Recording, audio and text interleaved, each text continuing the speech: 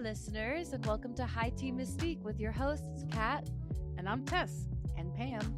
In a world changing faster than the time it takes to brew a cup of tea, High Tea Mystique reminds you that no experience is too big or too small to teach us something about ourselves. So join us for a cup of tea as we steep into adulting, womanhood, independence, and more.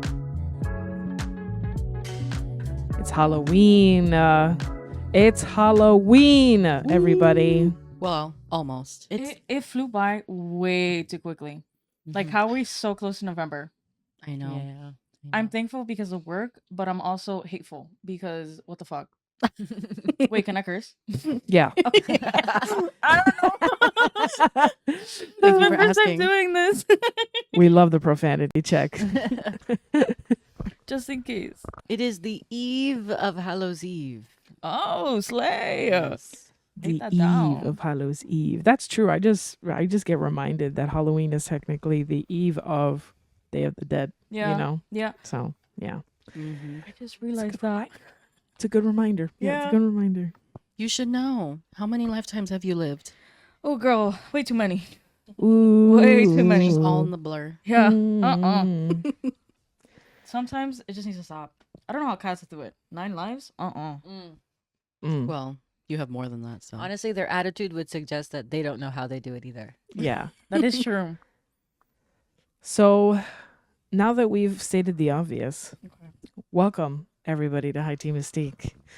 And this is our Halloween episode. So you're going to be joined here, exactly, not just by Pam, Kat, and myself, but really you're joined by a cowboy, a Mad Hatter, a gypsy, and a guest. That's almost right. I am a cow lady. Cow Oh. lady. Cow lady. Corrections are important. I love that. And our guest, Werewolf, who is also K.L. Hernandez. Come on. Keep it cheering. Come on, guys. Cue fanfare. The way my fang just And- came off. And just for a moment, she's going to adjust her fang. Yeah. And then after she does, she's going to introduce herself to us. Hey, guys. Welcome back. I am a guest here, and the guest is called K.L. Hernandez. I am author to 2 beautiful babies right here. Main focus is going to be Guardian, which is a new adult paranormal romance. And my most recent release is a mafia romance called Impure Intentions. And you actually have a book coming out in February, right? Yes, I have the second installment of the Guardian series. It's called Hound. It is actually a Hound. novella. Exciting. Yeah. So novella meaning it'll not continue the main story, but it'll be in the same universe. It's in the same universe. It kind of adds to the main story, but you don't have to read it, sort of say. But I do recommend it just to get the full flavor of everything that's going to happen. Yeah. We love world building here. So KL, you know, we got some taste of, you know, your novels and your writing. We're going to dive into that. But first, we're going to dive into the tea company guest that we have today, because our great friend is always what's in our teapot. Yep. And this tea was provided by Pam. So Pam, do you want to tell us a little bit about where you got it from? What's its flavor? I believe I got this at that spice store that's in Disney Springs. Yeah. And it's called Victorian Chai. Victorian chai. I think I've only tried it once. And when we're looking at our, like, you know, the teas that I have to see which one would be appropriate for this episode, I saw the Victorian Chai and I was like, oh, we wanted caffeine. Victorian times are spoopy. It's Halloween. Slay. And so we brewed her. And so you slayed. Yeah.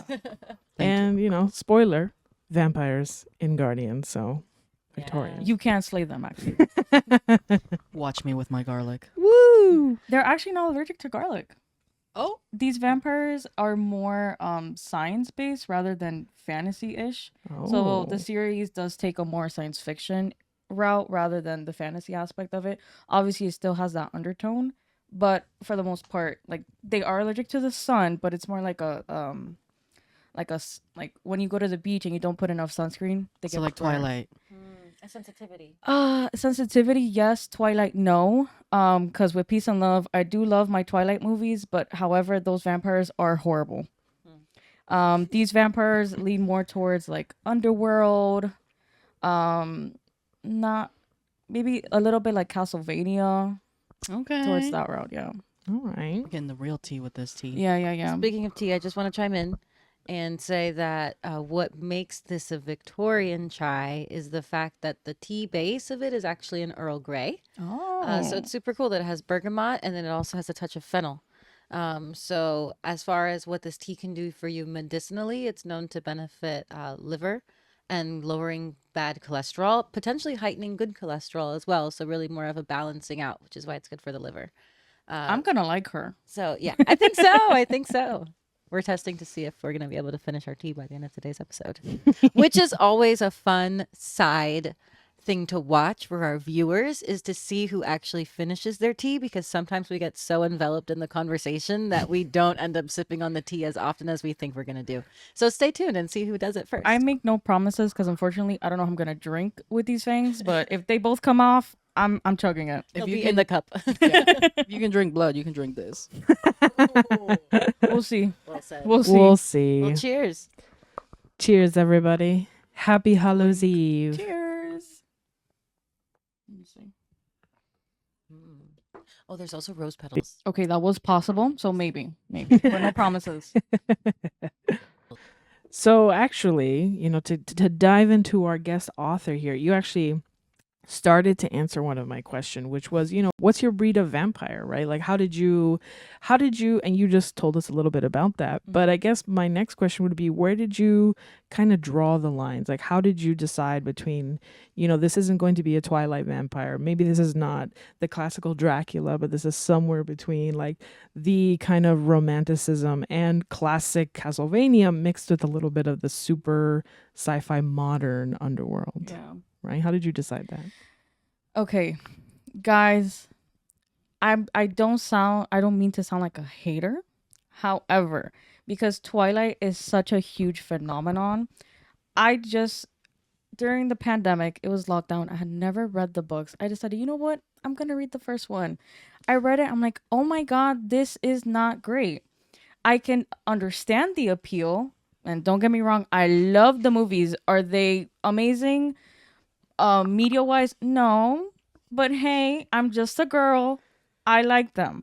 However, the books, when I was reading, I'm like, man, these vampires kind of suck, because I grew up with like Buffy the Vampire Slayer and Blade and all of that, and these vampires were badass compared to these. Like, they are cool. I think that within the series, like, they weren't developed fully, because like a lot of their powers, like Edward's powers are so intricate, but then they would just focus on the romance aspect, which granted, I get why. It was young adult. It was marketed towards young girls who didn't feel like they had a place.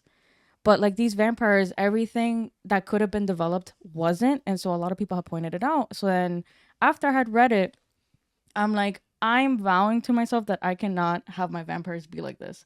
At that point, regardless, in 2020, my book, Guardian, was already on its 4th draft, I think. So I wrote it starting in high school, scrapped it, rewrote it, scrapped it, rewrote it. And then in 2020, with the lockdown, I decided to start editing it with a professional editor on my own. And then when I noticed little trinklets that kind of related to Twilight, I'm like, I can't have this. So I would pull back, develop the world building more, and just go back to my favorite movie, movie series, I should say, which is Underworld. Nice. Yeah, I like that. So I feel like vampires are so subjective too, which is, again, like, no hating, right? Because vampires are so tied to dark fantasy, romance. It's just historical, right? Yeah. Like the story of Dracula, it's a romance story. And I think what's funny about it is that romance in itself is so subjective. So, what are we looking for in our vampires is, in a funny way, you're also trying to appeal to like a side of romance, when you make those decisions. Personally, I was not a fan of Twilight vampire powers. I was a fan of like how they kind of decided, their power kind of reveals itself. Yeah. They don't actually know. Yeah. That was always interesting to me. But the sparkling in the sun, I'm not sure how that helped them attract prey. I think the whole sparkling in the sun is cute, like as an idea. It's cute. But It's if cute. I face like an actual vampire and they're glittery, I'm like, okay, I'm not really, I don't know, personal preference, but I don't find that beautiful, and I also don't fear it per se. So, another thing that played a role with developing my vampires and Lycans and everything else within the story is I am a cancer survivor, and so I was diagnosed with leukemia, and I just pulled from what I was learning because I would spend the majority of my time at the hospital at least once a week. Honestly, it took 9 months, so the majority of 9 months I was at the hospital. I practically paid rent there. You're welcome. And I would just learn so much about leukemia because I didn't know that there were 3 different types. I didn't know the severity of each one. I didn't know, for example, I had the most common one. I didn't know there was a most common one. So obviously I built relationship with my nurses and my doctors. And because I wasn't in school, I had to drop out for the moment. I was doing homeschool, so I didn't have that social interaction that I had in high school. I built those relationships with everybody around me who were all professionals in the medical field.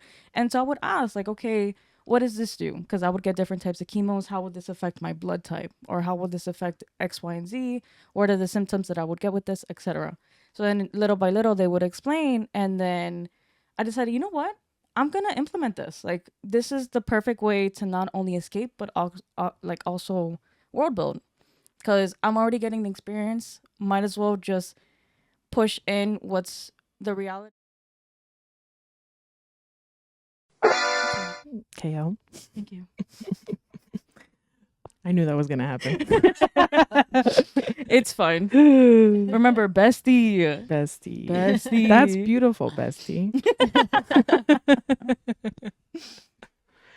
And I guess my follow-up question, but I really also want to hear from Pam and Kat after this one is just to grab your full brand, right, of fantasy and romance is, we got some insight into why you chose your kind of vampire element. Can I ask you to describe a little bit more about why you chose para-romance to be your kind of foundation for your novel series? I'm so glad you asked that. So, of course, growing up, I loved paranormal romance medium. Reading, I got into it a little bit later on. So around middle school, I dived into Vampire Academy. I don't know if you guys know that series. Yes, no? Yes. Yes. A little bit. Okay. Channel 39, babies. Oh, okay. It was on WB. Wait, it was a show. It was a show. Okay, It was a show at one I point. didn't read the series. There was a series connected. It to was done by CW. Wait. No. First it was a movie. Just kidding. Vampire Academy was first a movie. Oh, Yes. my bad. I take that back. That was Vampire Diaries. Yes. Yes. Yes. Okay. My bad. A lot of vampires. We'll get to Vampire Diaries. I'm just going to get a lot of hate A lot mail of right now. unscreened vampires. So Vampire Academy was coming out, I think, around the same time frame as Vampire Diaries, the books. Obviously, the Vampire Diaries came out, I think, first. Don't clock me. I don't know. I'm not Wikipedia right now. But I think Vampire Diaries as a show was coming out first. And then because vampires were so popular because of Twilight, it all goes back to Twilight. Like, damn. Love it, but I hate it at the same time. Cultural phenomenon. No, for real. Yeah. So, Vampire Diaries was coming out. Then they decided, okay, we need more vampires. What's a really popular YA series? Vampire Academy. I think the creators of Mean Girls took the project on, and so they made the movie. Did not do good. I personally loved it. But again, it's not out of this world. It is a little bit shitty, but whatever. Was it a little campy, the movie? Yeah, it was a little campy. But because it was targeted towards girls or like women, of course, all the male or male adjacent reviewers were like, "This is shit." But it was shit made out of love. Yeah. It had a very specific audience. Yeah, it did. So of course, because they kind of didn't do good, they didn't move on with the other like other books in the series, and instead it got picked up by Peacock. A few years later, it was pretty recent. I think it was 2022 when the show came out. They revamped the whole thing, campy as well, but in a different spectrum. And it also didn't do good, so canceled again. So going back to the main topic, when I was growing up, I read the Vampire Academy series. I was watching Vampire Diaries, watching Underworld. Like Underworld really solidified my love for vampires because it was such a different take from what I've seen in the past or read in the past. And I haven't seen the movies. How does Underworld, like, what's their take on vampires that you chose? so as it is inspiration? very fantasy based, but they implement science into it. So in the sense of the way that you take down, let's say, Lycans, who are the main antagonists in the movie series, they would create like silver bullets, which silver has always been a way to tear down werewolves or like Lycans, but it's just the modernization of it was just so cool to me, especially because in on the opposite spectrum for Lycans, they would create little UV ray bullets to kill vampires because obviously they can't live under the sun, so they would implement the sun within the bullets and then kill them through like in that way. So and then it kind of dives into a little bit of like the mechanics of the vampires and the Lycans within the movies through a science perspective, not just fantasy like, oh, this is just mythology, which it is cool when it's done, but again, this is just something completely different that I had stumbled upon. But so then what's that line between fantasy and science? So You know, like for what- Underworld, it is a combination. It's been a while since I watched the movies. I haven't seen all of them because after the third one, Word, dude. I stopped watching them after the third one too. yeah, I watched the fourth one. But when they killed one of the main characters, I'm like, you know what? I'm not vibing with this anymore. I'm gonna step back because I still love it. I don't want to start hating it. Killed me too at that moment. No, yeah, for real. So after the third one, I cannot for the life of me tell you what occurred because I did not watch them. Even the fourth one, I have it somewhere in my head, but I buried it deep down because it's horrible. So if you do decide to watch it, just watch Just until not the third one. No, No, third, include the yes. third. The third one, it gives more context to Lycans. Because in their world, werewolves do exist, but Lycans are the descendants of werewolves. Same thing with vampires. So when you watch the movies, spoiler alert, I don't know if anyone cares. The vampires, they have a more bat-like appearance when they first became like vampires, and then with time they became more humanized. So that's how the science comes in. It's like an Yes, evolution versus absolutely. fantasy of just, oh, they magically became. Which is funny because I Or think the transformed. second one is called Underworld Evolution. So full circle. Did you write that movie, Pam? No, yeah, for real. But I signed an that's NDA. you've been signing a lot of NDAs You recently. will keep wondering. Yes.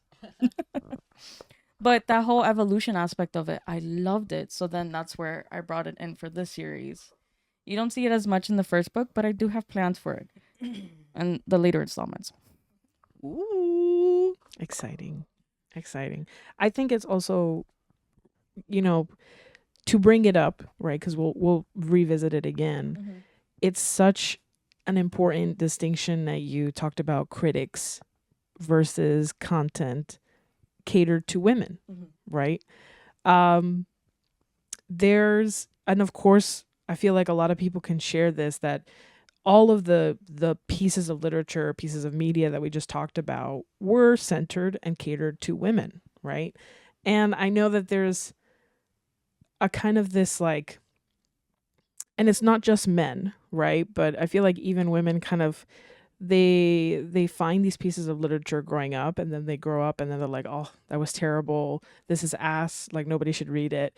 But genuinely, I feel like your book and Twilight's and Vampire Academies are very important for women. For sure. Yeah. For sure. Yeah. Please go. I feel like you want us to go. I'm Go. just I'm just the yapping. trigger. Yeah, You no, go. I'm literally just yapping. So please stop me. Please. But I will be yapping this whole episode. So going back to Twilight. At this rate, with the amount of times I'm gonna mention Twilight, I might as well get paid for it or sponsored for it. We're watching you, Stephanie Meyer. It says we're not. I don't want her watching this actually.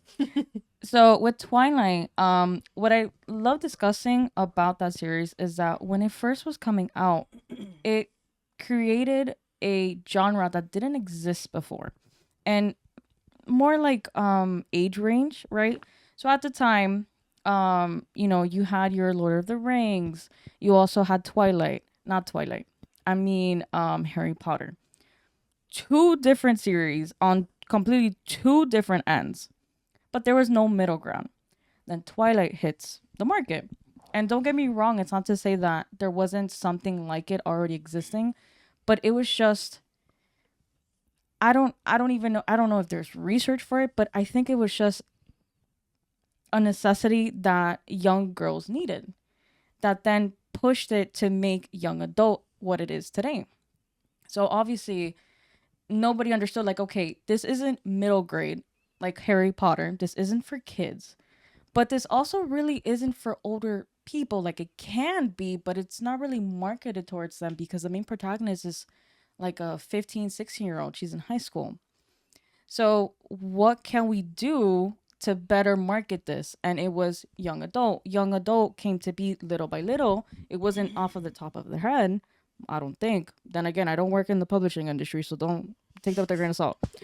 But it was just little by little, they saw, oh my God, this makes a lot of money. Mm-hmm. This is also filling in a gap that we didn't know existed. Let's keep going. So then what did they do? They kept picking up vampire books or dystopian books that were for young girls or young boys or young they-thems. Just in the age range between, I think it's 12 to 18 on that market. I think it's important to recognize too that around that time is when really the idea of socializing on the internet, like the internet wasn't just something that was difficult that you have to wait so long and use dial-up, or that it was only for like looking stuff up.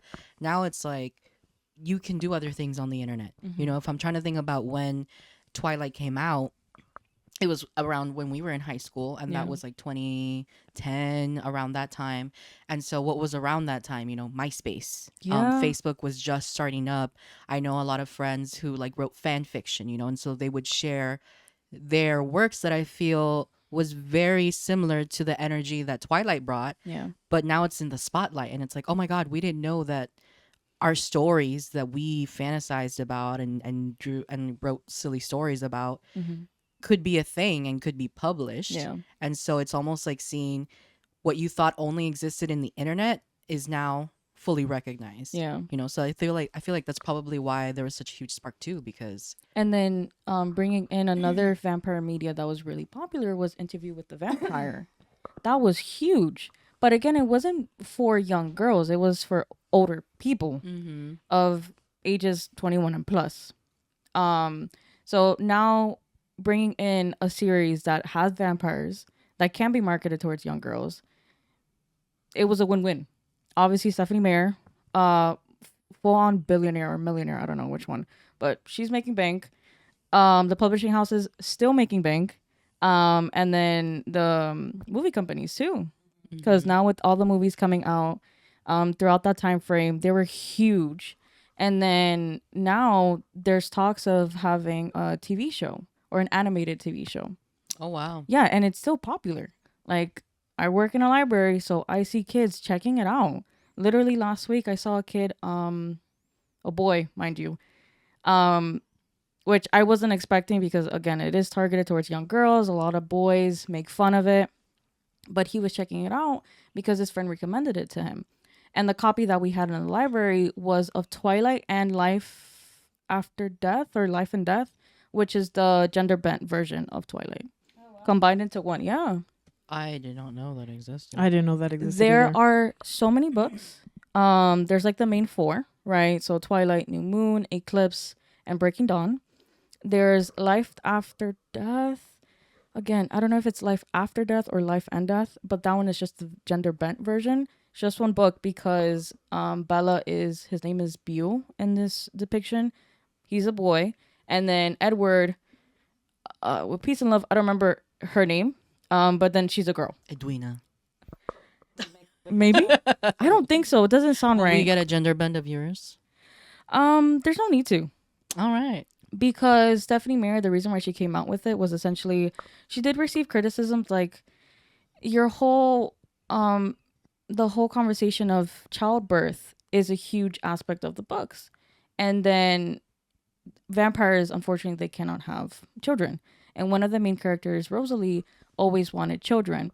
And then come this human girl who not only gets to turn into a vampire, but also have kids on her own, like biological kids, not adoptive. So it kind of went against everything that they were talking about throughout the series. But if you know the context of Stephanie Meyer, like, you know why it was written into it. She's a Mormon. So that's really huge. But then it's kind of like not hypocritical, but it just went against the world building that you just spent 4 books developing with.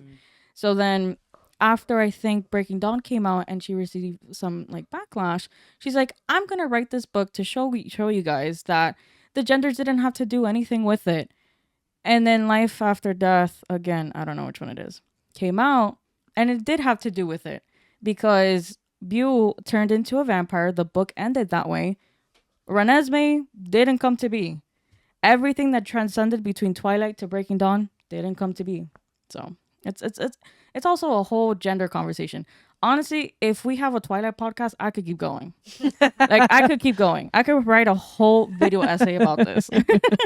I have a question and also a kudos because earlier you were talking about how we were talking about the difference between science and crafted. Yeah. Right. How many writers take this world of werewolves and vampires and kind of create their own version of what it could look like.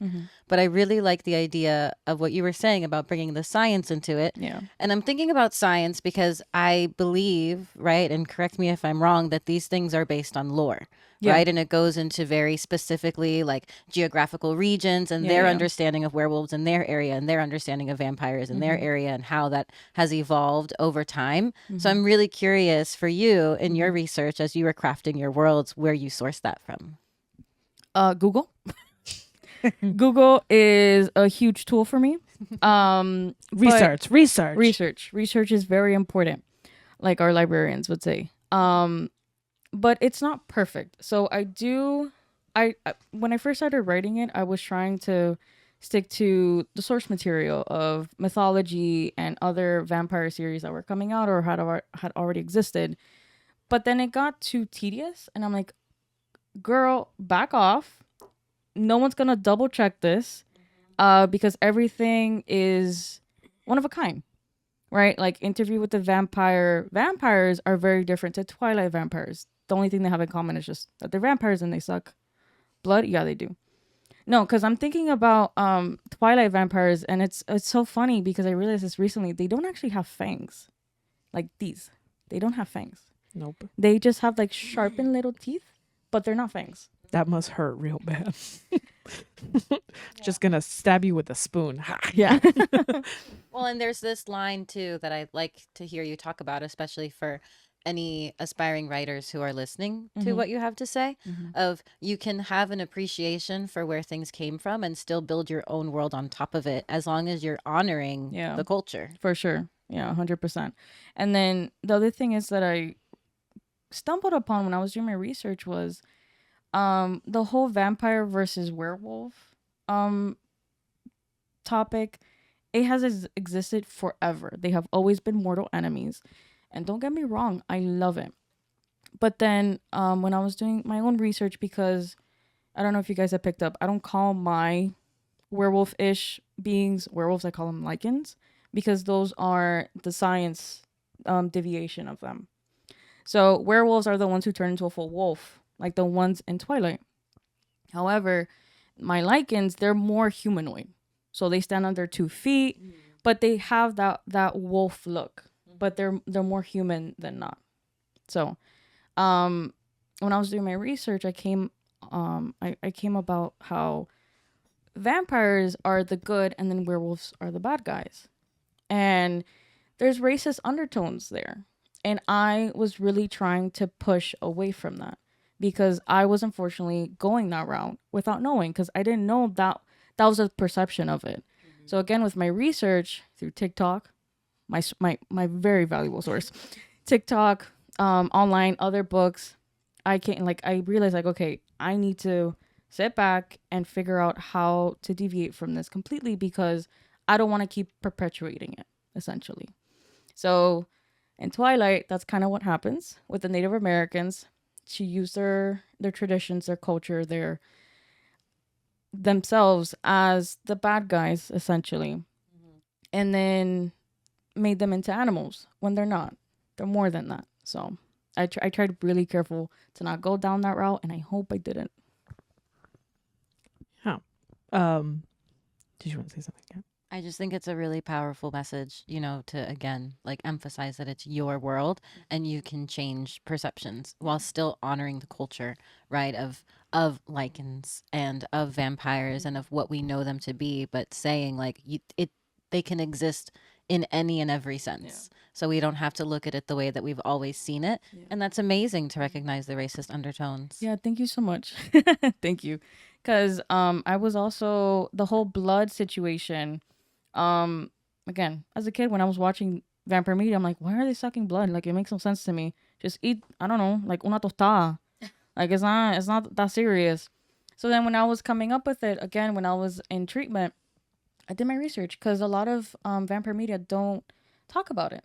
I don't know if it's just automatically assumed why they drink it. Obviously, it's for survival. Like, that's their main nutrition. But why? How are their bodies different? So that's where I dived into. And later on within the series, I'm going to be talking about it. I don't want to give any spoilers because it's still under development. I'm not a scientist. So again, take it with a grain of salt when it comes out. But they drink blood for a reason in my series. It's not hee, it's blood, hee, I like it. There are multiple reasons for it. And actually getting into, because Kat's bringing up a great point of perspective, right? Something that's interesting about not just Guardian, but also Impure Intentions, which is your novella, you know, separate of Guardian. Both are written from something called dual point of view, Yes. right? Which means the story's not, it doesn't rely on one person. It may, dual, so it's two people, right? And I think that's interesting. I've always loved different perspectives on a story. And I think it's interesting that your dual point of views are from your main, you know, leads in the romance story. So my question to you is like, you know, this decision for dual point of view, right? Can you like tell us why, and also tell us, right, like, how do you think that helped you write a romance novel? Yeah. So, when I was reading YA as I was growing up, it was always just one point of view, either third person or first person, depending on the author, depending on the story. But it was always just from the girl's point of view, which, again, because of the genre, stemming from like Twilight, and a lot of people most likely trying to copy that, like, what's it called? Having a brain fart right now. Format. Trying to copy that format. People just stuck with it. Granted, depending on the type of writer you are, the type of story you're trying to tell, maybe you don't need both. Maybe you don't need more than just one. A lot of fantasy, when I was reading them, they had multiple points of views, either third person or first person. But I never stumbled upon just dual POV, first person, which is what I write in. And when I was writing it, I didn't know it existed. Now as an adult, because I read a lot of adult fantasy and adult romance, I've come across it more often. I'm like, okay, it has always existed. I just never stumbled upon it. But during that time frame when I was writing it, I decided, you know what? Katarina, which is my main protagonist in Guardian, she has a lot to tell, but it's not the full story. And then Alec, as I was developing him, I realized like I need to talk about him more, but through his eyes, because within the story, he is a part of the Cephas household, and there are 7 brothers. And when obviously those are a lot of characters already. I have 8 of them so far. So for a reader and for me, I'm like, how am I going to talk about these 7 brothers because they play a huge role? Obviously, when you start reading it, there's just a lot of names. You're just like, okay, get to the point already, lady. Like, I don't care about these brothers, but they do play a role. For example, the oldest one, his name is Christopher. He is the main protagonist for the novella Hound. He has a critical role within the series, just like all of them do. So I was just trying to implement everything from both sides, but also from the overarching plot as well. And both of them just did it perfectly in my head and then paper. So, how much of a challenge was it for you, and like, what did you do to help you to write this in the perspective of a male? So I don't focus on them being female or male. I focus on them being just people, 3D, just like me, just like all of you, just as human beings are. So when I was developing him, compared to Katarina, because in my head, Katarina's voice is louder compared to his. So how I would ask myself, like, how do I do this without them sounding the same? Because they're both different people. She's more out there. He's not. He's a little bit more shy. Throughout the series, he does grow out of it. And she is more like she's harsh, kind of in a way. So how would I develop both of them to go down those 2 different routes? So it started very little with words. So because Alex's voice is more pompous. He's very like he's a rich kid. He is regal. He grew up in a lot of luxury. So he's going to have like that shift in tone compared to her who didn't grow up that way. So it started off with little words. So for example, Katerina, when you read through the books, she calls bedroom like room or bedroom. And then he calls it chamber. Very, very, very minuscule, but that is what helped me distinguish both of them. And then obviously their arcs too. How do they start and how do they end within the first book? And overall, how are they going to end within the series? I'm going to just keep it simple with the first book. Like I said, when you first meet Alec, he's very shy. Towards the end of it, he's not so much. How do I get from point A to point Z? Because there's multiple routes that we can take, but we have to reach point Z, period. And then Katarina, when we first meet her, she's very not extremely extroverted, but she's more like an ambivert, I'll say. But compared to him, she's more extroverted. And she says what she wants to say without caring of the like getting in trouble or anything like that to a certain extent, right? Because at the end of the day, within the book, she is still his employee. So she has to be careful a little bit. So in the beginning, you meet her in that sense. And then towards the end, she kind of accepts a part of herself that she never really wanted to, which I feel like a lot of us do when we're growing up. For example, me, when I was a little girl, like I would always get told, like, you are so negative. Like, you don't want to take part of anything with anybody. Like, why is it? Obviously, I was a preteen. I was a preteen teen. It was just a phase, Mom. But she didn't get that.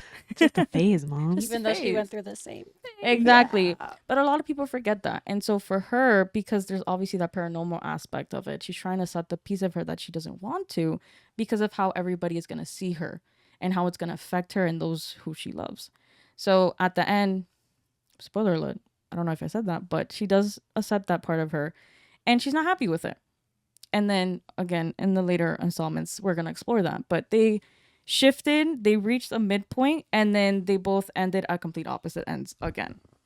So did you already have these characters in mind and then you built the world and the story around them, or did you have the story first? I had them first. Okay. So typically when I first start writing, no matter what type of book it is, I always have the ending. But I never have that middle part. Sometimes I have the beginning, but barely at that. So I have to know the characters first. I need to know what their favorite colors are. I need to know what they like to eat. Obviously, Alec gets blood. He has no other choice. And then Katarina, I can't say. but because that is a spoiler. Ooh. But I get to know them first through my writing. So first I write. I'm like, oh, this kind of doesn't fit her. Let me go back. And then I just wait for them to talk to me, kind of. And how does that work? Like, do you do an exercise where you try to figure out how they might react, or it's just all in your head? All as in you're my head, writing? honestly. It's not perfect. Trust me. When I first started writing, I was an amateur. I still am. You don't pick this up overnight. Like, writing is just so hard. It is so hard. Yeah. It's so hard. Well, and especially fiction because it's Yeah. your creation along with the characters who are inside of you. Yeah. So you have to think, okay, how do I birth them the right way for people to actually acknowledge them properly? Because a lot of times when I would read books, a lot of the female protagonists weren't fully developed. Like, I never got to actually know them. They were just cardboard. Compared to like the guys, like I would know everything about them, and then the girls were just there.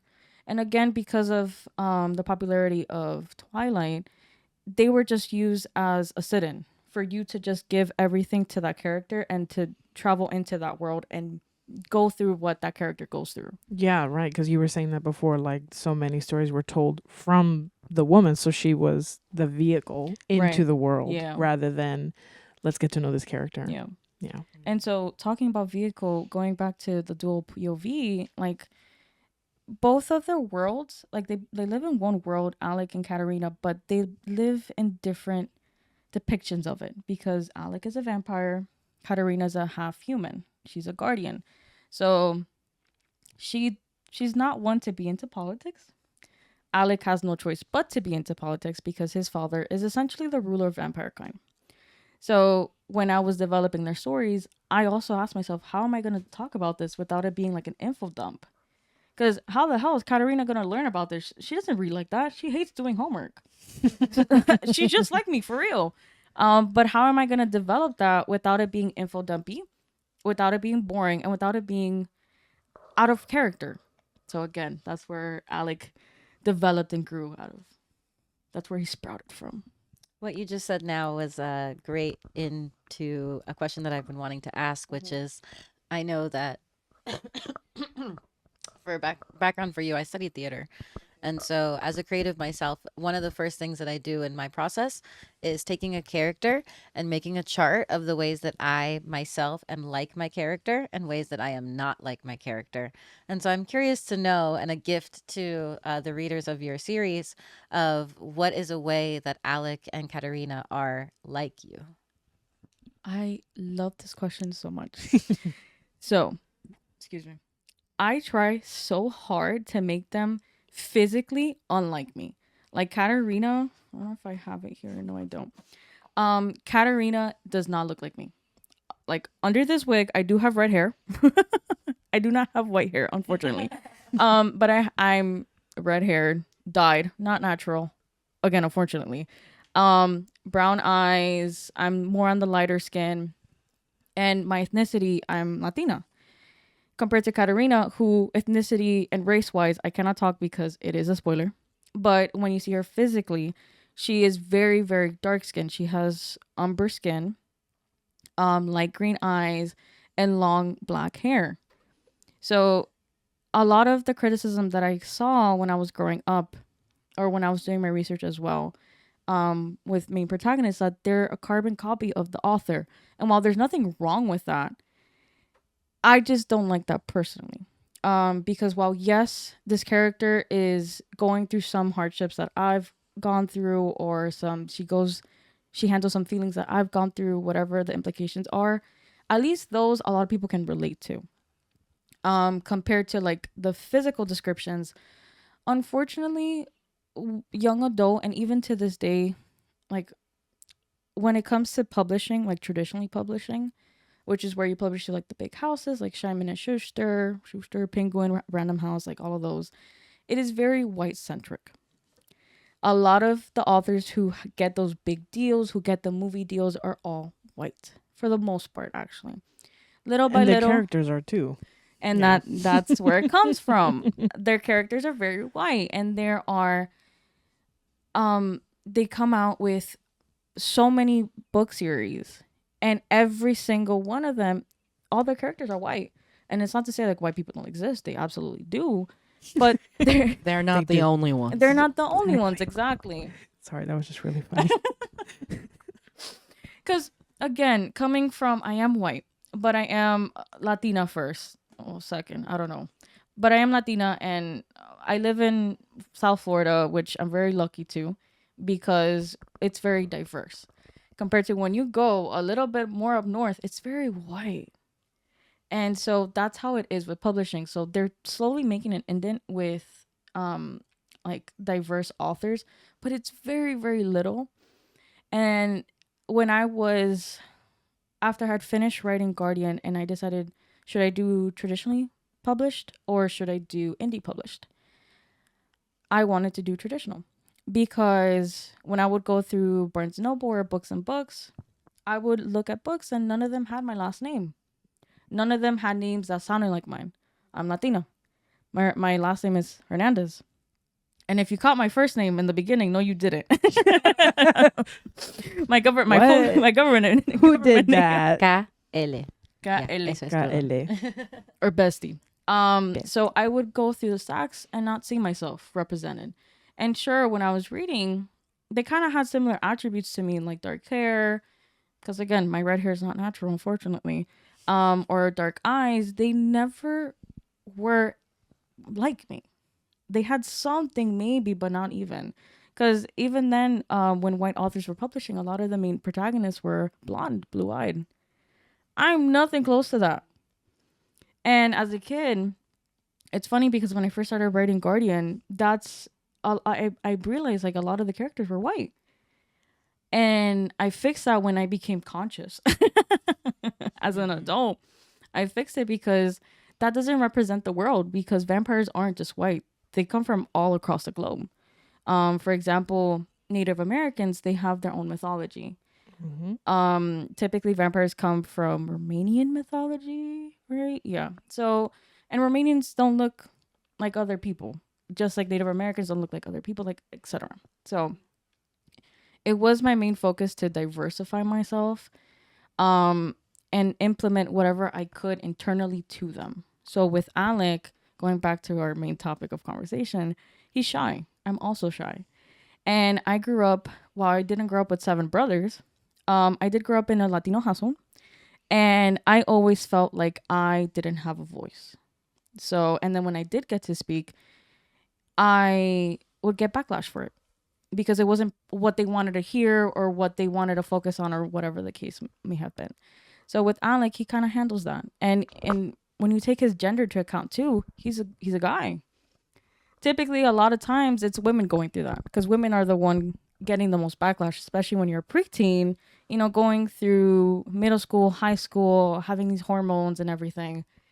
We are just, there's so many high standards for us, and then with boys it's not like that. So I wanted that to be switched when it came to these books, and honestly all my future works. I love that. I loved every single ounce of what you just said. As coming from I've never seen my last name on a book either, so when you said that, I was like snapping internally. I was like, yes. And even then, like, my last name is pretty common. It's Hernandez, and it's not just Spanish or Latino, it's also Filipino. Mm-hmm. And so even then, I didn't know that. yeah, Wow. well, Filipinos have a lot of Spanish ancestry. That's true. Yes. Not by choice. Yeah, not by choice. But Yes. open a history for another textbook if you time. like. Yeah. Now that's the tea. But Hernandez is super common. And so growing up in South Florida, there were like multiple Hernandezes. I wasn't just the only one. And then going through the book stocks, I didn't see any. Maybe they did exist, but either they weren't in the genre that I was searching through, or they weren't there the moment that I was there. Who knows? Little by little, again, it's changing, but it's taking a while in traditional publishing. And so when I decided to go down the traditional publishing route, I would receive a lot of rejects saying, oh, we already have a vampire book. Oh, we already have a Latina author. And they typically just had a quota. They met that quota and they didn't go above it. and that was super disheartening to face. So then I decided, you know what? I'm a cancer survivor. I'm pretty badass. Life is too short. I'm just gonna indie publish and figure this shit out. And here I am. So if any of you want to publish, do it. Do it. And we're so glad you did. Thank you. Yeah, and I love the fact that, you know, Hernandez is there on the book because Yeah. it's super common, and that's exactly why it should be there. Yeah. Because it's a mystery why it wasn't there before. Yeah. And so when I was deciding if I should use a pen name or my government name, I was leaning towards more my government name just because, again, the representation of it. However, there's also the whole privacy of it, which is important to me just because I do have a real like another job. And the type of topics that I talk about in my books, I do not want certain family members to read, so it's just this whole spiel. So I was deciding what should my pen name be. I didn't want something super extravagant. I also didn't want something that was super different from my own government name. So I stuck to something close. But my goal was always to have the representation, and I hope with at least my last name I have that. For sure. For sure. Something else that, you know, if we can take a journey back to your characters too, right?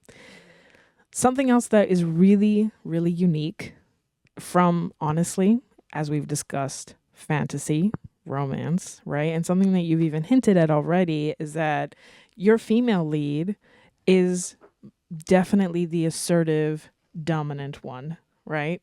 And your male lead is more timid. I don't want to say timid, but a little bit more reserved. That's Yeah. a better word. Yeah, He's yeah, not timid. But you know, he takes her lead, right? Mhm. Well, he follows her lead, I should say. Yeah. And Are you sure you didn't read my books? That is a lie. That is an actual lie. we'll never know. Oh, okay. Wow. And one, I really enjoy that. That's not just for Guardian either, right? That's also for Impure Intentions, Absolutely. right? You have a dynamic where a mafia boss is your male lead, and then you have an employee of his who works for him, Yeah. the female lead, and that's also the dynamic. Who she's also plus size, Yes. which is very nice. Again, representation is so important. Right. And she's also the assertive, you know, more like I'm here and I'm loud and I'm present. Mhm. And the mafia male not opposing, but partner is the more I'll follow your lead. Yeah. I think that's so interesting. One, because of the dynamic of the characters. You never think these personas would be taking the leads of the more like their employees, Mhm. right? Not just or like let's not even talk about the gender, right? Being the subservient gender. Yeah. Even in their like dynamics, like the females are apparently working for or working, you know, under whatever you want to say, to the male leads, and the male leads are still, you know, kind of following, looking to them and Mhm. acting alongside them and not, you know, over them or being dominant. Yeah. So I think I would love to kind of piggyback on what Kat was just asking is like, does that come from you? Does that come from like, you know, what kind of, does that come from you, or does it come from, you know, what you want to see in the fantasy genre? So it's definitely both. My partner, who I love, love, love dearly. Not to say that he's the timid one, but he is the more reserved one for sure in our relationship. But I learned a lot from him because typically, with men, they're very dominant, right? Just based off of culture and like within Latinos. I'm gonna stick with that because that's what I mostly know. Latinos, we know in our culture we have machismo, and I'm sure many of you can relate. But I grew up with a lot of that. Unfortunately, it is just ingrained, and it's something that they don't want to break out of. So for me, I definitely wanted to break out of it. And then definitely when I would watch certain media, I would just see the female protagonist make certain decisions, and I would just be like, why? you Why? you can do so much more. Like, you're not just cardboard. You can be a pillar. Do more.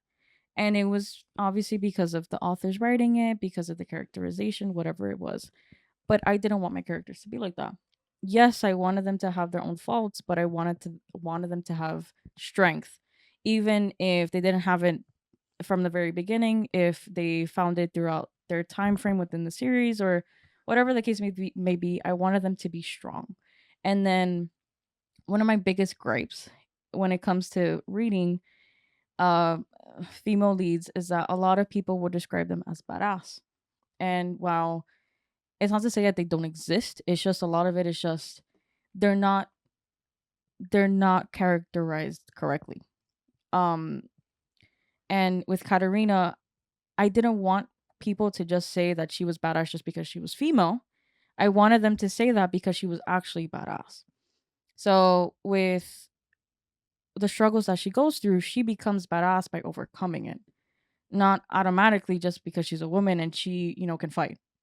Sure, that can make a badass character, but that's not something that I wanted within my series, within any books.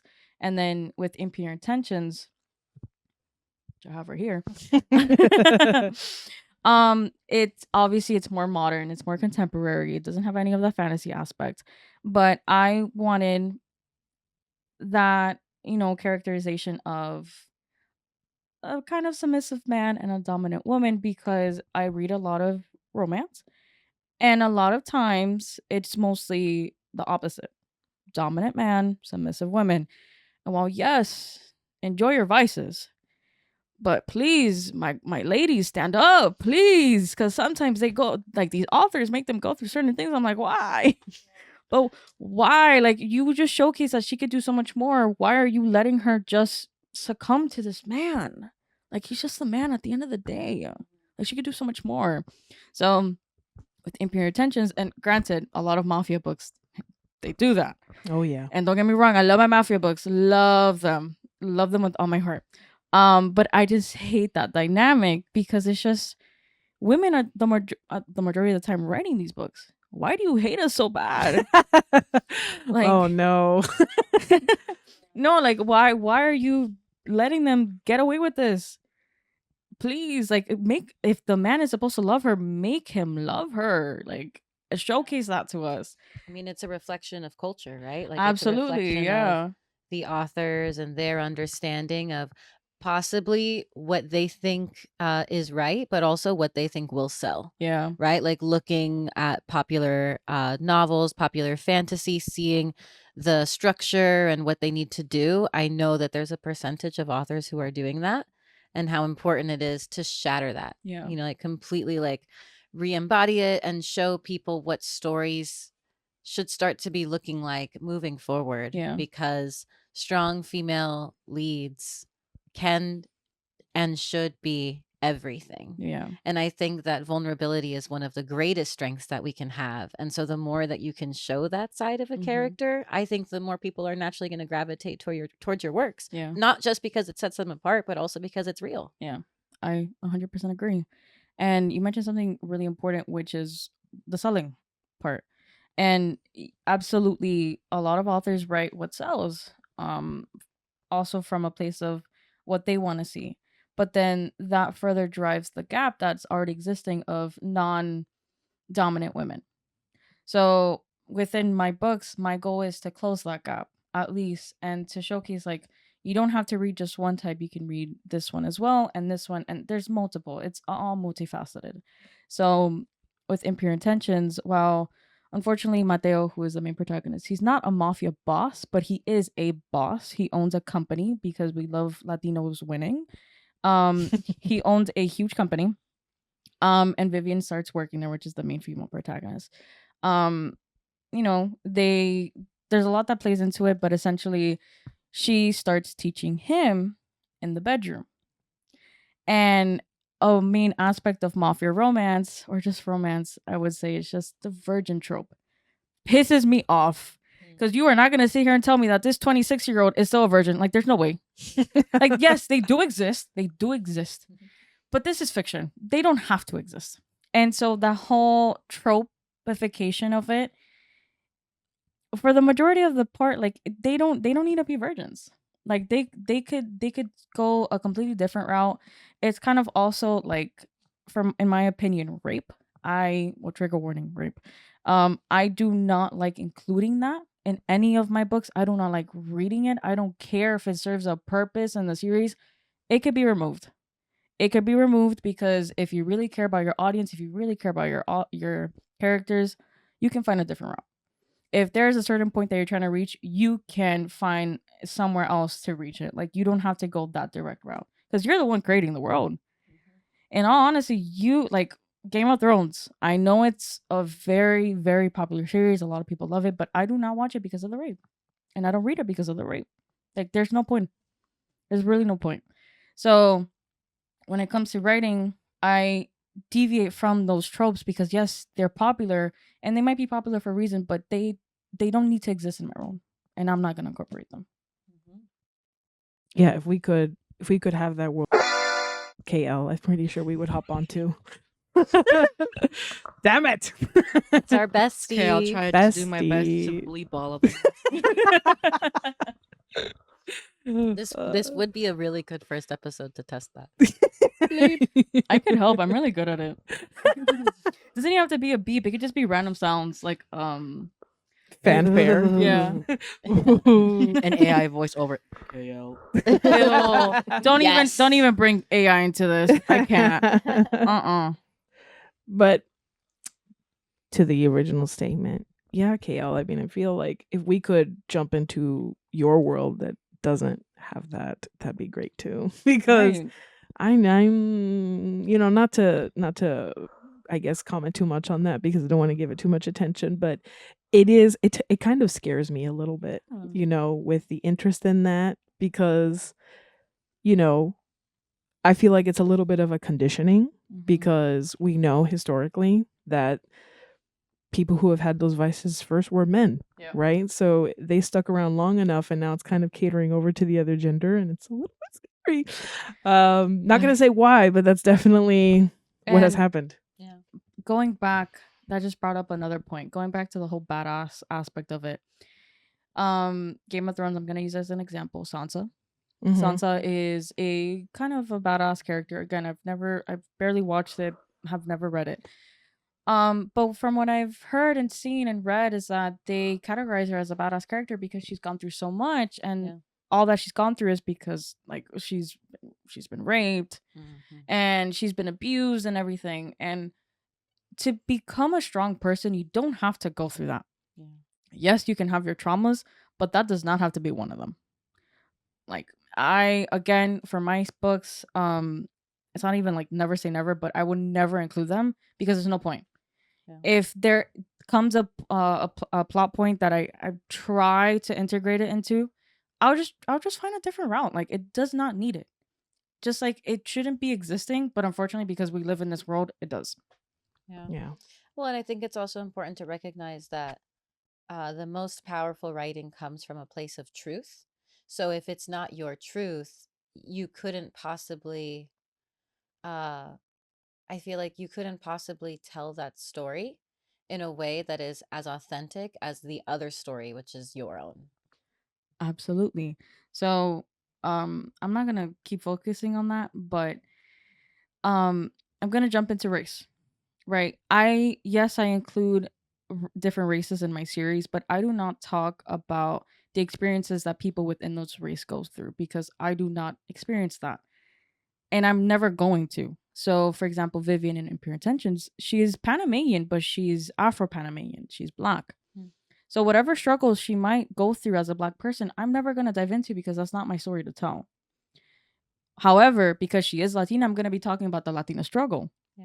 Because I'm Latina, so I can talk about it and I'm comfortable talking about it.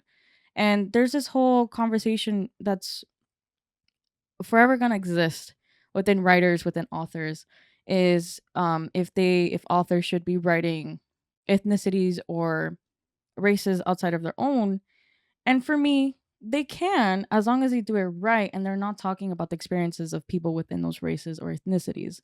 You can integrate a person who is Latina, but just open it up to that, and that's it.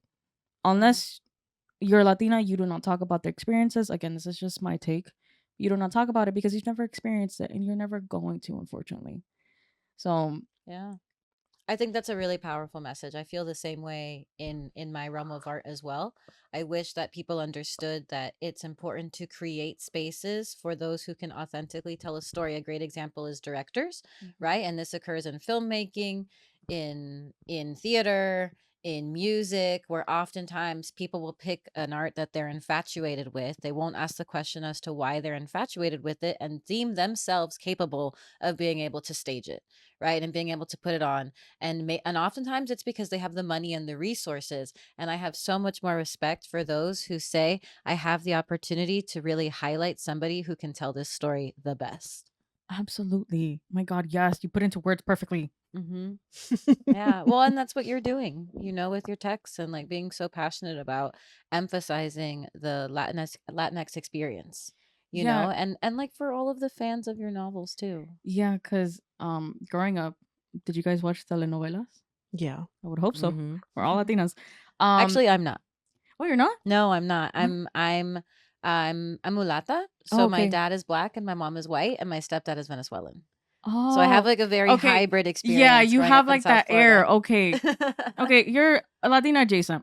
I get that a lot. I get that a lot. But I can't claim it, No, I know, So, but I'm always absolutely. happy to be a part of the conversation Yeah, yeah. because I have a perspective too to So offer. you've watched telenovelas. I have, yeah, I Okay, all of us have. So the telenovelas are not the only ones guilty of this. Like K dramas, I'm a huge K drama watcher. But it is very white centered in the aspect of a lot of Latino characters are just pale. And it's not to say they don't exist because in Latin America we come in different shapes, different colors, and different everything. But especially with Mexican telenovela, they were all just white people and or just white light skin.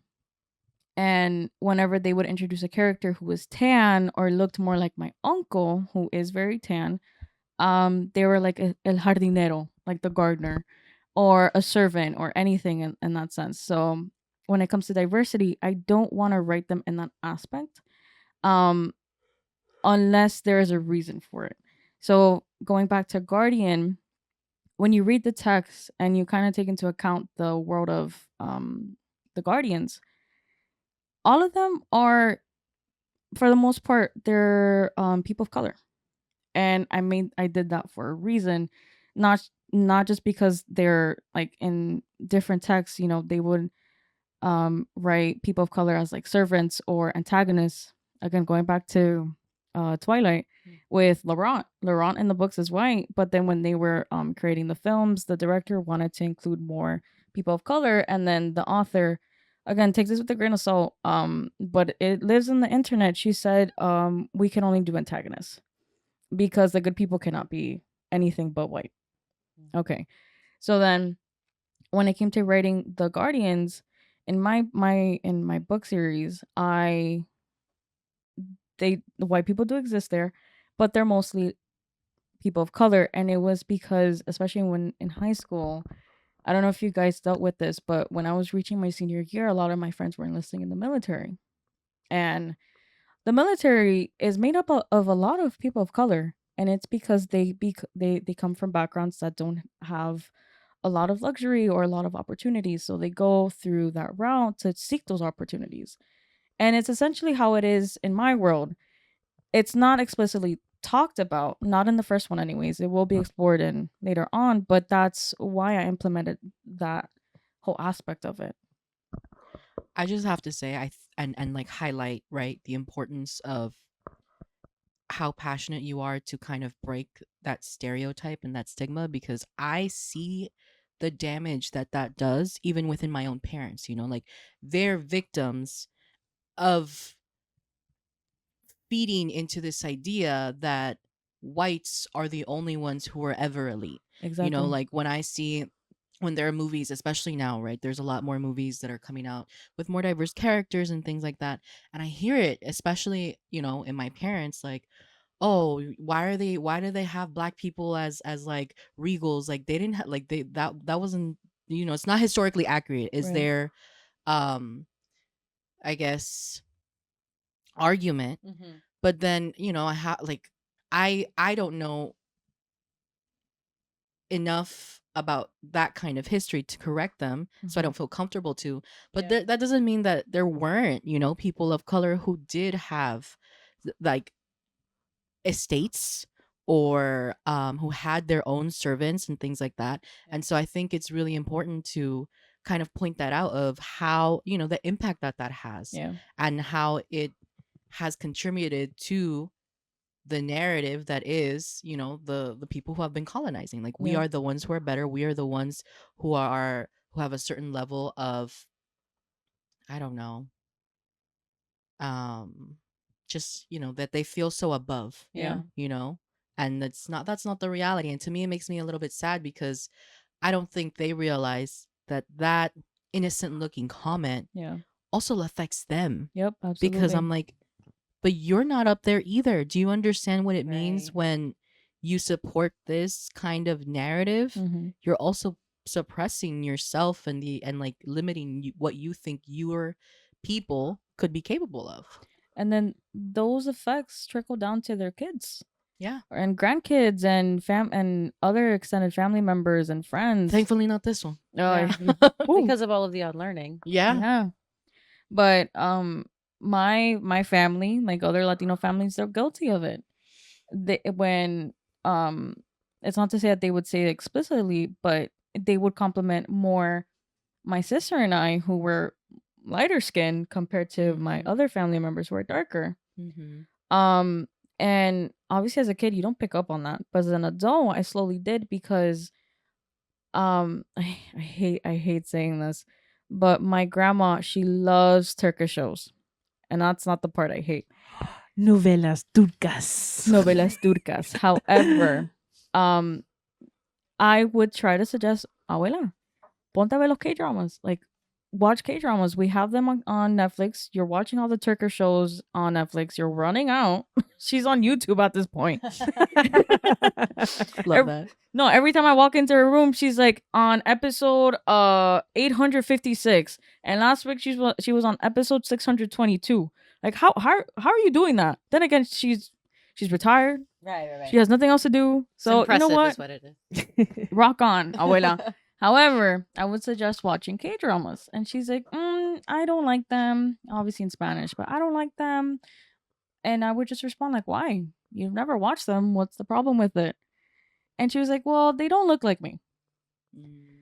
I go, okay, that is not. I try. My family, again, like other Latino families, they're very stubborn. They don't try to unlearn all the negatives that they have, and so for her, of course, she doesn't see that.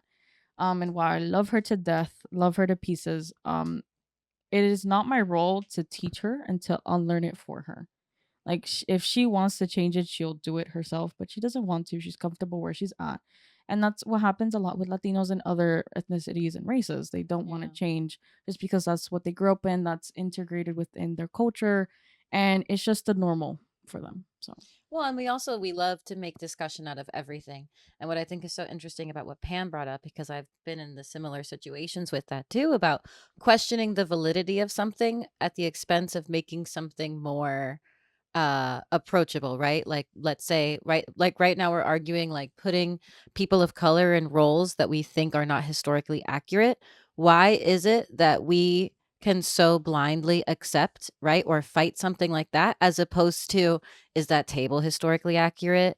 Is this theme historically accurate? Is the setting that we're in historically accurate? There are so many other things that we could technically be assessing and diving into, but we choose to stop right there. Well, and not only that, but then when the reverse happens, right? Whitewashing of ethnic films, Mhm. perfect example, Ghost in Shell, like, or and other movies that are like that. And I think like specifically Asian movies are very, I feel like it's very typical to do that in.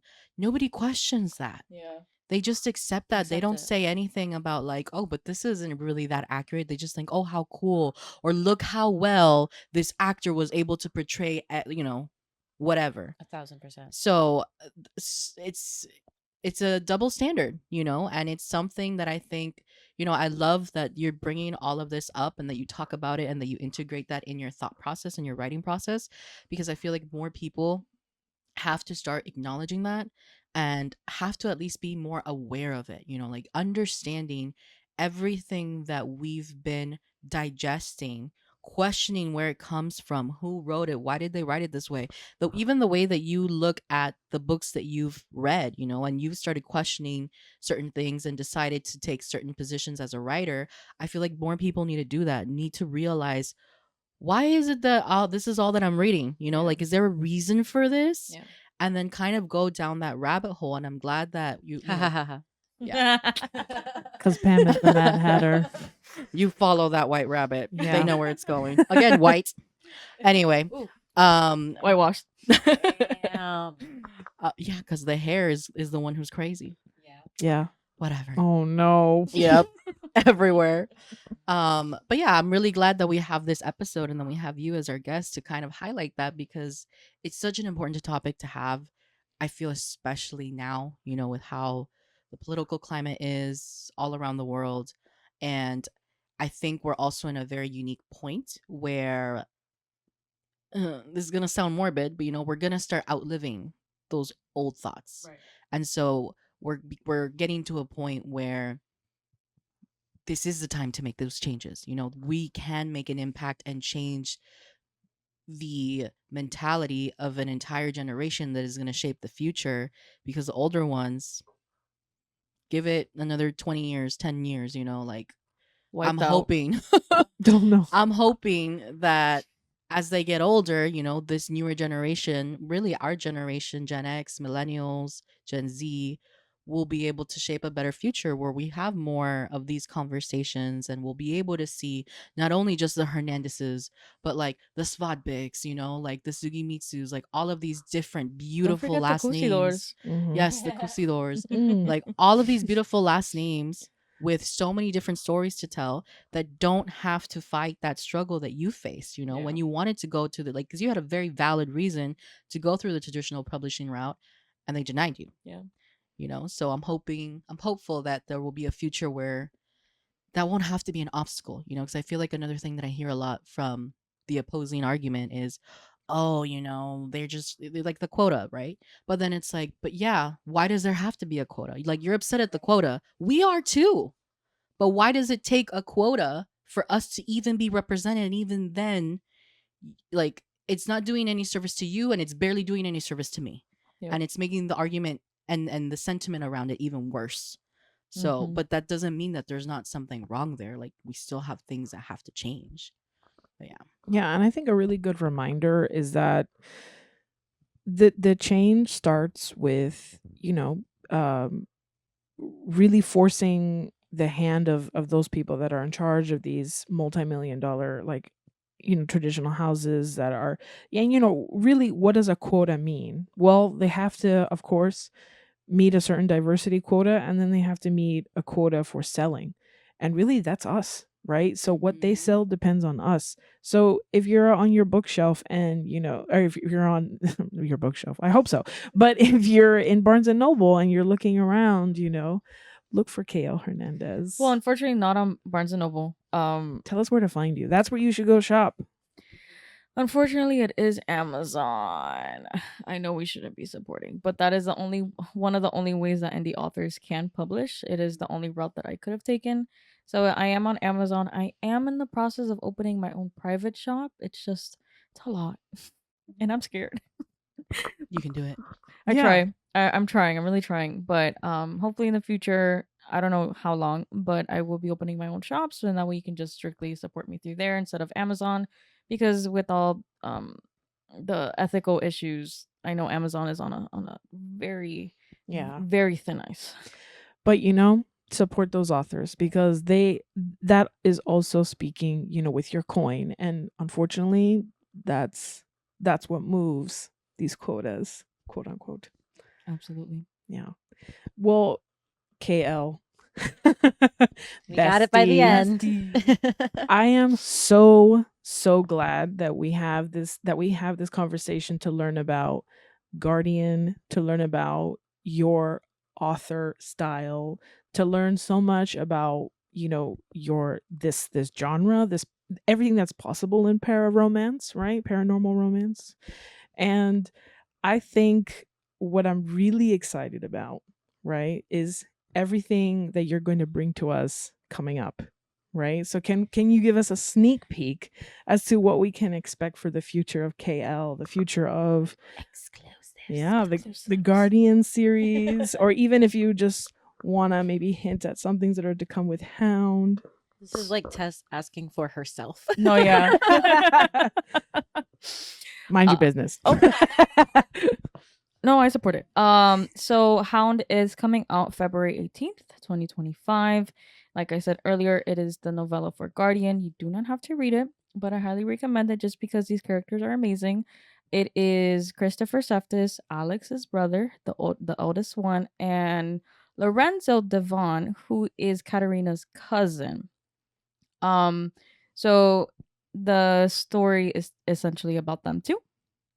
They're gay as hell, and they're proud, and that is what I vouch for. Because not only race and ethnicity, but also sexual orientation. It is super important. A lot of books are just very straight, and that gets very boring. And it's not just straight people existing. There's gays, there's lesbians, there's trans people, there's everything in between and outwards. So very gay coming up. Which also ties into the second book for Magic City Amores, which is the series name of what Imperial Intentions is within. The second one is also coming out next year. Ooh. If you see me balding, it's because of that. It's gonna be intense. So you're currently working on it. Oh, I'm currently working on that one. I'm currently working on Magic City Amores 3 as well. That one, I hope I get to publish it next year as well. And then I'm also working on a little secret project that is just for myself for now, but it is dark. That's all I'm gonna say. But Magic City Amores 2 and 3. The second one also has another gay couple. I didn't do that on purpose. It was by accident, honestly. And then the third book is also a not gay, a lesbian couple. They're a lesbian couple. So there's a lot more to come. I'm so excited. Yes. Well, KL, bestie, I feel like, usually when we go into this process and we work on it and we work on a title and we're trying to capture what it is this conversation means to our listeners, means to us. I feel like I'm going to work really hard for this title. Can I suggest one? Sure, but off screen. Oh, off screen. no. Fine. Because honestly, because you divulged so much, Mhm. and honestly, so on brand for text and literature and conversations and storytelling. So I honestly, which is Tessa's big passion. It is. That it is. So I'm super excited. I'm super excited to have you back. Maybe a part 2 with little KL. But we'll find it. A whole Twilight deep dive. Right? That's definitely what the viewers are gonna want after this one. No, like it's literally gonna be 6 hours. I will have a whole presentation for it. Oh, snap. That's a 3-part series. Oh yeah. A limited series. Heck yeah. But once again, really thank you so much. And thank you guys for having me. This was wonderful. I loved it. I want to do it again. We will definitely have you back. Yes. And of course, without further ado, we're getting to our last piece of the episode, which is the tarot read. I'm so excited And for this tarot read. I know, right? There's so much to touch on. October 30th. Very quickly, if I could add, I actually pulled cards for my characters in Guardian, so all of them have a designated card as well. Really? Yeah. I cannot name it off the top of my head because there's so many characters and so many cards, but I did dive into that for each of them. Yeah. I was you just see, about to that'll- say. That'll sorry. be the next part. Yeah. The next part when we come back, we'll dive into that. Yeah, I was just gonna say while Pam is shuffling, I know KL reads tarot too. Yes, not the best. I it's just for fun. I'm slowly getting better at it, but I did incorporate it with my characters. I even incorporated with Impure Intentions and Magic City Amores overall. Just because it helped me reroute them when it came to their plot points and their character arcs. So that was very nice. That's awesome. Okay. I love that. The way I'm so tired of this, she came off. The The fang fangs are came out. Oh, The yeah. fangs are out. It's okay. We learned not all vampires have real fangs, right? Well, werewolves, they have their fangs are way bigger than this, but they don't exist, unfortunately. It's okay. The spirit is still here. Yeah. So thank you so much, KL, for being on this episode and sharing just some insights into your writing process, some of the passions that go along with that. As we were going, talking about the episode and the tarot deck that I'm using for today's episode, I think is very appropriate. It's called Witch's Wisdom Tarot. And we've talked a lot, not just about your characters and your writing process, but a lot in terms of breaking down, right? Traditional walls, traditional barriers. Um, and so as we are entering spooky season, right? This is the eve before Halloween. Um, I kind of wanted to ask the cards, what are some ways that we can kind of tap into that side of us that will ignite us, that um will make anything possible, because I feel like Halloween is such a night where you can be anybody that you want, you can be anything that you want, and it feels really freeing, right? And so with the tarot being called Witch's Wisdom, I feel like there's a lot that we can also just learn, not only from the conversations that we've had today, but just from the spirit of Halloween and this idea of there is possibility so long as you can imagine it, right?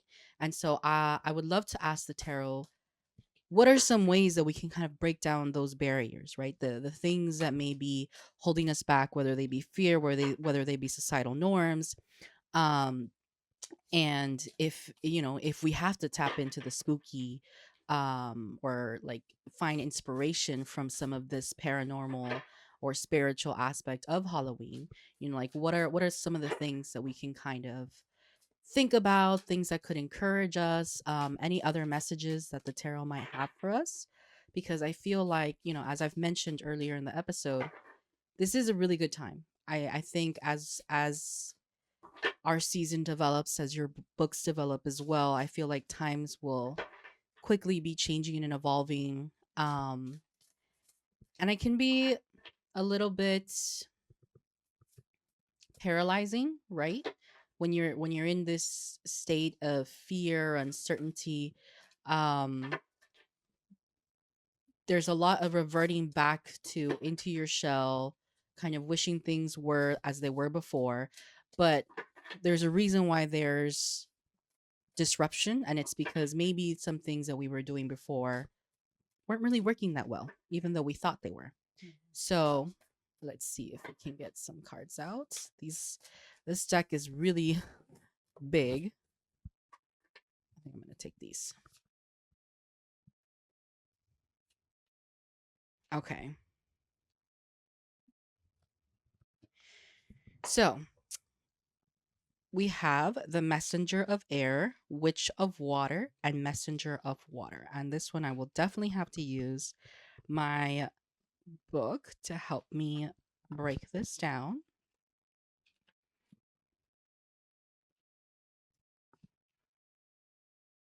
Okay. So the Messenger of Air here, I believe. Yeah. So this is the page card. This deck's version of the page. So in the actual visual, we have it looks like a little boy. It's hugging, I believe it looks like a goose. There's geese around that are flying off. They're on the edge of a pond on these rocks. There's forest behind them. And here in the book, it says wisdom. Formed of whispers, quicksilver, and moonlight, the messenger of air is shape shifting as swiftly as he comes and goes. A swan, a hawk, a crow, a clever disguise to trick the eyes, as he carries messages between the worlds. Faster than the wind, he can be summoned by words of magic, but only from a heart as pure as his.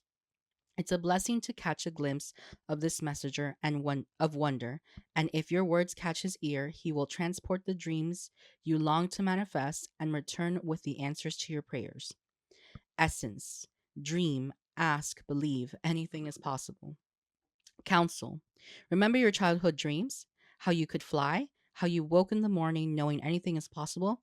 Anything is possible. Believe in your dreams, and the magic within you will reawaken. Ask for help with the open heartedness of a child, and the universe will give wings to your dreams. Magic: when the new moon appears, write a short rhyming spell that names a dream you long for.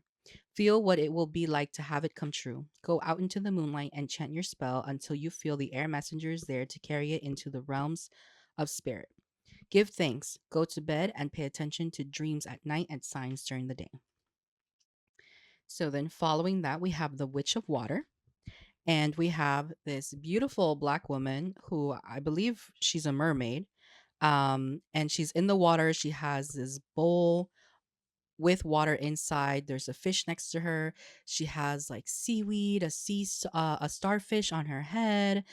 She's wearing a necklace made out of seashells, and she has almost like Ariel, the water coming out from behind her. And here in the book, it says wisdom.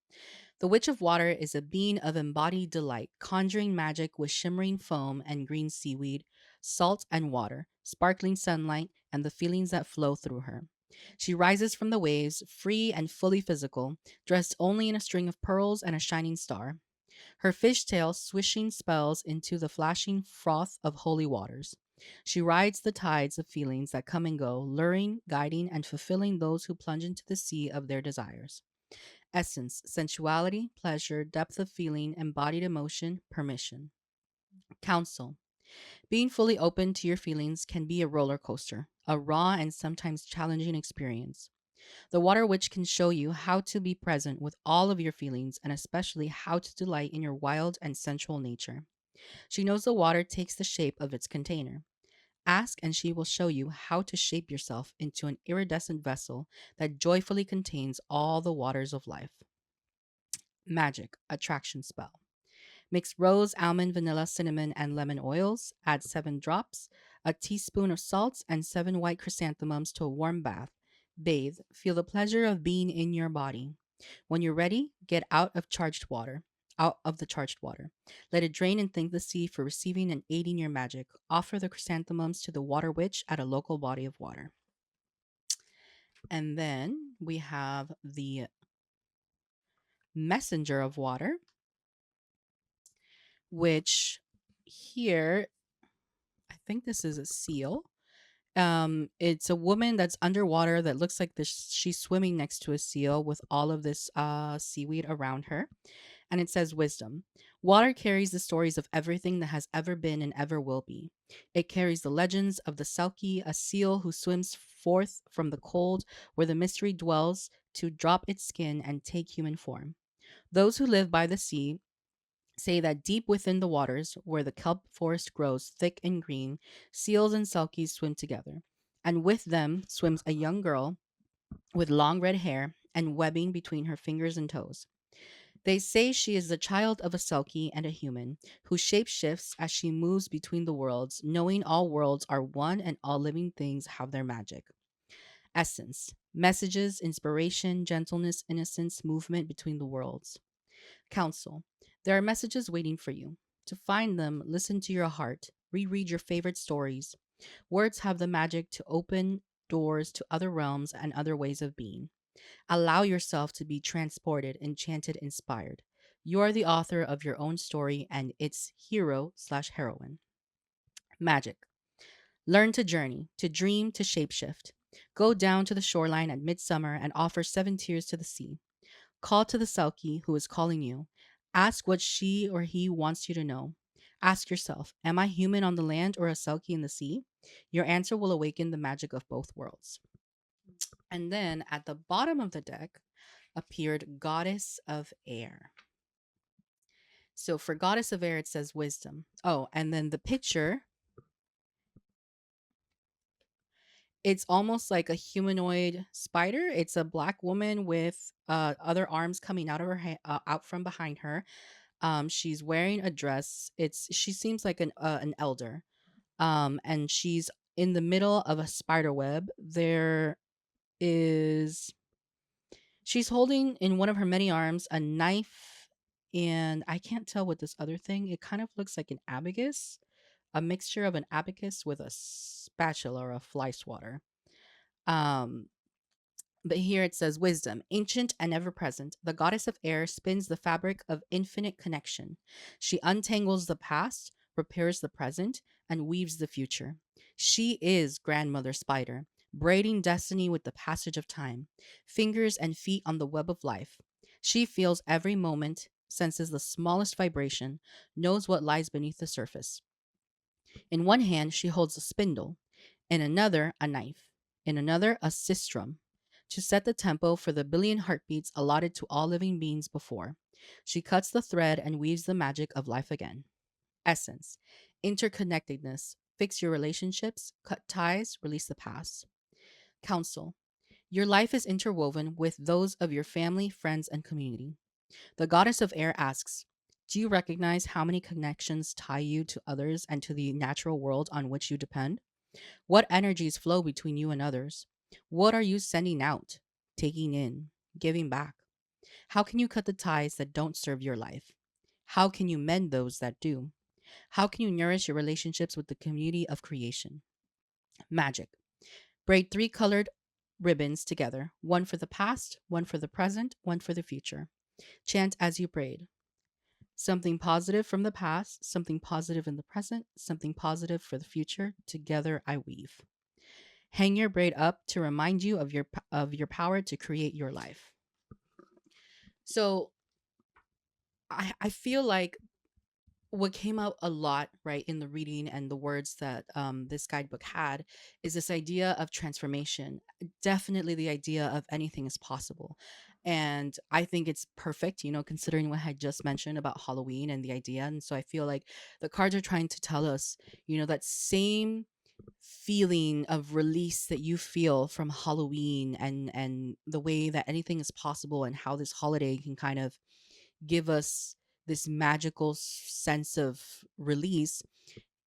I think we need to take that energy with us and remind us that that's possible even after this holiday, even when we take off the costume, take off the mask, and go back to quote unquote the real world, right? Because there's a lot here, like with the messenger of air, with the messenger of water, the witch of water. A lot of what comes here is, yeah, there's this breaking of traditional structures is going to feel overwhelming, and I think that a lot of the times it will almost feel, or you might have that thought of, what can my actions have any sort of effect, right? Because it feels so minuscule. But I think that because the goddess of air is here, especially at the bottom of the deck, right? The way that I use the bottom of the deck is almost like an overarching, how do all of these 3 cards that came out connect to each other? And because it's the goddess of air, this idea of that grandmother spider, that she feels even the most minuscule of vibrations, and how it's important to look towards community, your relationships, right? Like maybe that's where it starts, but just know that even if you think that it's like in your inner circle and it's not going to make a difference, absolutely it will, and I think that the cards are trying to encourage us to lean into that, right? It all starts with a small action, and those actions lead up. Even earlier, Tess was talking about the change is going to have to happen up here with people who are in charge, but at the end of the day, they're trying to meet numbers, they're trying to meet a specific profit quota, and who has control of that? We do, as consumers.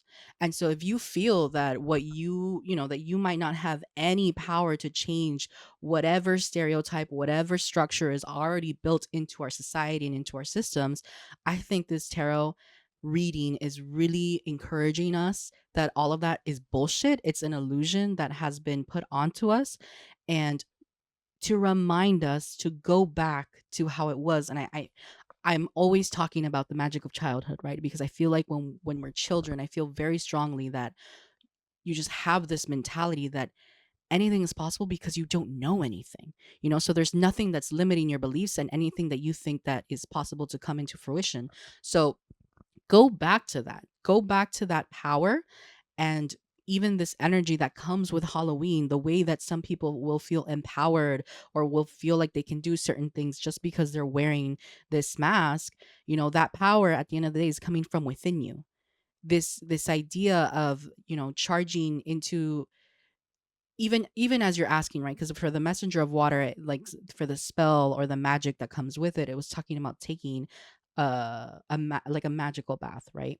But in those words that they used, it wasn't that this magic was outside of you, right? It's almost like a rejuvenation, bringing this back to yourself and thanking the messenger of water, or the witch of water, um for reactivating that, right, from inside you. And so, and even the characters that are portrayed here, I love that I was really gravitated toward this deck. We have such a diverse depiction of so many kinds of people and so many characters, and I feel like it very much is in alignment with everything that we've been talking about, everything that KL has spoken to in terms of what she really aims to include in her writing and the kinds of things that she wants to highlight, and what's kind of wrong, in the publishing industry. And if anything, this reading is really amplifying that message, like it's not impossible. We thought certain things were impossible 10 years ago, 5 years ago. Look at where we are at now. There's so things can change so quickly overnight, and it's something that may feel outside of our grasp, but I think this reading is encouraging us that it very much is within your palm. Like you have the ability to be that change that you want to see. You have the ability to have an impact and have an effect. And if you think or you feel that you don't, those are other pawns and other, I don't know how else to explain it, like pieces in play from somebody else that are forcing you to stay within that limited mind space. And if anything, I feel like with all of these, right, we have two messengers and we have two sort of higher level magic practicing people, right? Like a whole goddess and then a witch. And all of this is really just this idea of there was a lot of shape shifting that was put into here, a lot of this idea of transmutation, and so the idea of making a change is possible here. We have all of these things that are super mystical looking, and we think that's, you know there's no way that it can happen, but these are also things that, when you look at the grandmother spider, when we talked about the messenger of the water and the witch of the water, they talk about how water holds and has held, right, these stories for ages. And so who's to say that these characters are fictional? Like, who's to say that this is mythology? Maybe it is real. We have no idea. Maybe that's what we were told. And so the way in which these cards have come up, and this idea that keeps echoing of shape shifting, of transforming, I think number one, it's kind of like a call back to, almost like a call back to nature. There was a lot of, calling towards the waters, which I thought was very appropriate considering we live in Miami. Also, KL is a Cancer. No, I'm not. I'm a Cancer survivor, but I'm a Leo. Oh my God. That's right. It's just a joke Babe, because I your had partner is a Cancer. Yes. Yes. Yes. I'm My going to put bad. tape over your mouth. We Yeah. Yes. Just more spooky sounds to add in. More there. spooky. I know. This will be a fun episode to edit. If I can add too, the whole conversation of water is so fascinating as well, on top of the whole transformation aspect of it, because in Guardian, Katarina's favorite pastime is swimming. She loves being in the water to escape. And so when it comes to transformations, in Katarina's character arc, she's trying to run away from it. But obviously by the end of it, she transforms. No, like pun intended, actually. But it's also a reminder for ourselves that transforming doesn't happen overnight. It just takes step by step. What you said about 10 years ago not being the same thing as today, it's super true, because 10 years ago I was writing my first book, and then it was only until late 2022 that I decided I'm going to self-publish. And so look at where I'm at right now, dressed as a werewolf. Yeah. And I'm sure that back then you probably thought this was going to be impossible. For you know? sure. I never thought I would have these opportunities, which again, thank you guys so much for it. I appreciate it. Yeah, and now here you are with a third, fourth book coming out, a fifth secret project. Ripping out my hair. But these are all things that we totally have control of, and I think with the goddess of air being here, an entity that represents almost like an infinite and ancient wisdom that has been there since the beginning and has seen everything that has happened. I'm sure for them, they're like, well, yeah, that's good. It's kind of like when I believe knowledge is power, right? And so when you don't know about something, you think it's impossible. And as soon as you learn something else, right? Like it happened somewhere else or someone else was able to do it, all of a sudden it shifts your perspective, which is why I'm also such a huge believer of traveling, not to post on Instagram, but to understand, right, how different cultures live and understand that our normal is not the normal, and therefore there is no universal normal, so the lies that you get fed that say this is the way things are and this is why things have to stay that way is exactly that. It's a lie. If you go and visit a different country, a different nation, a different group of people that live together, there are whole tribes that don't live with technology. And there are also other countries that don't live with some of the things that we do. And so I think that power of knowledge and understanding that if there's something that you don't like about where you're at right now, do your research, right? Learn. Like what if KL thought the traditional publishing route was the only way to go, and upon receiving those rejection letters, that was it, once we understand that no, there are other options, all of a sudden 2 books out, so don't let other people kind of determine what's possible for you. I think very much lean into the spirit of Halloween, the spirit of magic, of the paranormal, to understand that really anything is possible so long as you are aware, because I think a lot of what comes to with the idea of the paranormal is almost an enlightened or a heightened sense to that spiritual realm, right?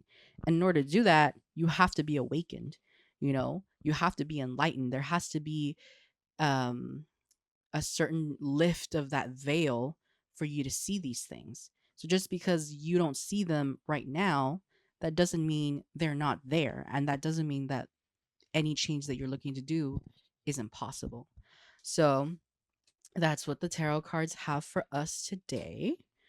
Very powerful message. I really hope it inspires a lot of you who are listening, and I hope hearing the story of our author here has inspired you as well to kind of go for that thing on the back of your mind that you've been putting in the back burner, and take that leap of faith and take that jump and put that trust in yourself to know that things will work out.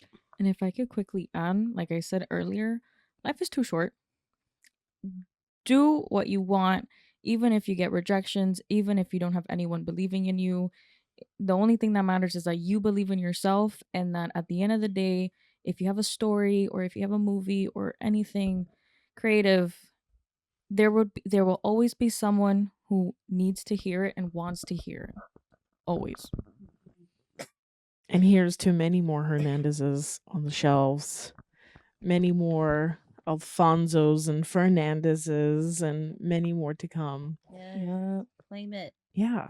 And I think with, wrapping up, today's conversation and really enjoying the fact that we are in probably one of the most thinnest veils between ours and the others.